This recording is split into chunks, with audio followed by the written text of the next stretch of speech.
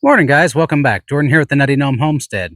It is a beautiful day here in Southern Illinois. I believe it's March 10th, 2026, and we are getting ready to up-pot a bunch of our tomatoes and peppers that we had started back in February. If you guys haven't seen that video, go ahead and check it out. I'll leave the link below or somewhere around here. So we get them started in the house. We get them put on heat mats. They explode with growth. We get about 2, 3 inches, some of them are 4 inches tall, and then we get them up potted into our pots. We do not want these plants to get root bound when they're inside the house. So what we're going to do today is we're going to get these guys ready to go into the greenhouse. So come along, we'll show you how we get this done. Now we only need a little bit of supplies for this. We got our homemade potting mix. We'll leave that link below. We got our trays, we got our pots. You're going to want some sort of marking tape, so you can keep everything separate. Here's our peppers. Guys, look at these. A lot of these have leaves that are 2.5, 3 inches in length. They're huge. We got our compost tea. This is what we're going to be watering with. We got some more compost tea down there. And guys, we've got tomatoes, and we have our tomatoes and cabbage ready to up pot. Now I want to show you guys something. You can see this distinct dark line in the middle of this tray. That is from our grow light. Those plants are right in the middle of that grow light where we have them set. These ones here on the outside, they're a lighter green. They're trying to angle in towards the light. These ones here in the middle, they've got the nice dark green, real deep, vibrant colors. So those grow lights make a difference. I'll leave a link to those down below as well. Now, many of you guys that have been around for a while, you guys have seen me do this before. So we're going to take our plant, we're going to pinch the bottom, and then we're going to push up. I use my little finger down here to push up from the bottom, pull it out from the top. These two leaves, these little ones here on the bottom, they come off. We've got our pot. That's about a third of the way, quarter to a third of the way full potting mix. We set our pot in there, and then we're just going to, or our plant in there rather, and then we just fill up around it. I just use my thumbs to push it down. I don't want to put too much pressure on it. We just want to make sure we got enough soil contact that those roots don't air prune. And then we're going to set it here in our pot, and it's ready to go. And we'll do that again. Some of these pots down here have 2 peppers in them. Pinch both sides, push up from the bottom, grab both of the stems, and gently work them out. So we got the 2 plants there. Now, if you wanted to, you could prune the weaker of the 2, but these will catch up in literally about 7 to 10 days. And this potting mix is so fluffy, these guys just tease apart real easy. We're going to put one in each of our pots. I pinch off these bottom leaves. They're not actually really leaves, they're cotyledon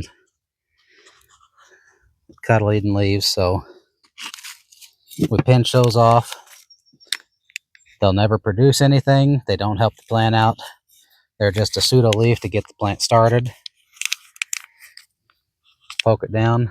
We're good to go. Now this one here, it was a smaller of those 2. I'm going to leave those little leaves on for a couple of days to a week. They'll be fine. And then once they get a little bit bigger, I'll pinch them off as well. Fill in. Use your fingers, gently tap down. Make sure you got good soil contact on those roots. If you need any more mix, fill it up. You got a potted pepper. Now I just pulled this one out of one of the 6 cells down here. As you guys can see, we had 3 seeds in here. These guys are all about the same size. They're healthy. They got a good amount of top growth on them. But what I really want to show you is this root system. These peppers were started around the 1st of February, first week of February or so, into the first week. Look at the roots on these. For being a month old, these guys worked very well together. They supported each other. We got 3 beautiful, healthy pepper plants.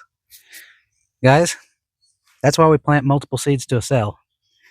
You can prune for the healthiest ones. Here's another one. You can prune for the healthiest ones if that's what you want to do, or you can tease them apart and get the most bang for your buck. That's what we like to do. Plants are expensive. Here's another one.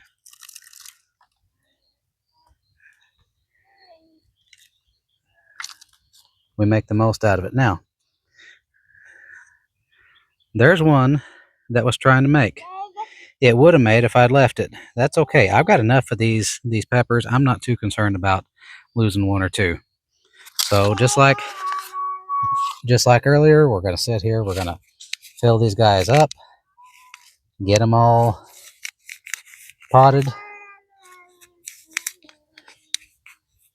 I got my cheerleaders off to the side. There we go. We got a nice healthy potted pepper plant. All right. Well, we got a couple hundred plants up potted today. Got some cabbage here. This is early on a cabbage, an exhibition head. Trying something a little bit different this year. Normally I grow the OS Cross. I have a little bit of lettuce back there.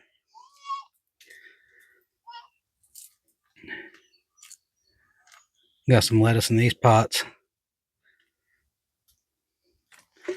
But here we have all of our peppers that we just transplanted. It's a pretty good start on what we got. We're going to water them with our compost tea. And these guys are going to be good to go. Alright guys, so there you have it. We got some of our peppers started here behind us.